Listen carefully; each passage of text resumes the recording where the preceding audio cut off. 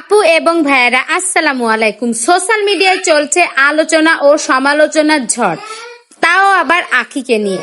আখিকে তো আমরা সকলেই চিনে থাকি। আখির সাথে এই লোকটাকে, এটাই হচ্ছে সবার একটাই প্রশ্ন।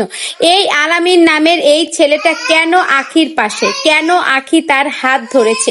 আখি হুটহাট এক একজনের হাত ধরে, আখি কি ঠিকঠাক সিদ্ধান্ত কি নিচ্ছে? সকলের এই একটাই প্রশ্ন। আখি যেহেতু আগে আহাদের বউ ছিল, এখন আর নাই, এখন আছে কিন্তু আয়াস, যে কিনা আহাদের ছেলে। আখি যদি এখন হুটহাট যায় কারো হাত ধরে, সেটা কিন্তু কোনো কিছুতেই একটা সঠিক সিদ্ধান্ত হলো না। এই যে দেখুন, আখি কিন্তু মেহেদি পরা হাতটা ধরেছে আলামিন।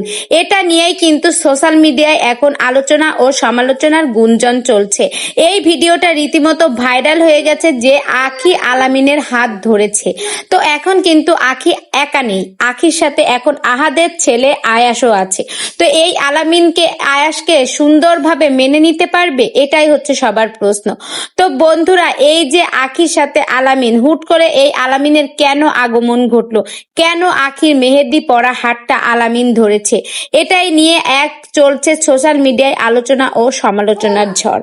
তো বন্ধুরা, কি আর বলবো, আখি হুটহাট এক একটা সিদ্ধান্ত নিয়ে ফেলে, কিন্তু এখন যেহেতু আয়াস আছে, সেহেতু আখিকে একটা সিদ্ধান্ত নিতে হলে অন্তত কয়েকবার ভাবতে হবে।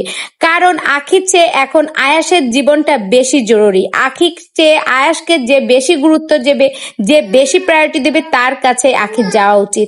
এই নিয়ে সকলেই আছে নানান আলোচনা সমালোচনা নিয়ে। তো বন্ধুরা, এই ভিডিওটি নিয়ে আপনাদের মূল্যবান মতামত কমেন্ট বক্সে জানান। আর এই আলামিন নামের ছেলেটির সাথে আখির কি সম্পর্ক, সেটাও কিন্তু আমাকে কমেন্ট বক্সে জানাতে ভুলবেন না। এই জিনিসটা জানার জন্য আমিও খুবই ব্যাকুল।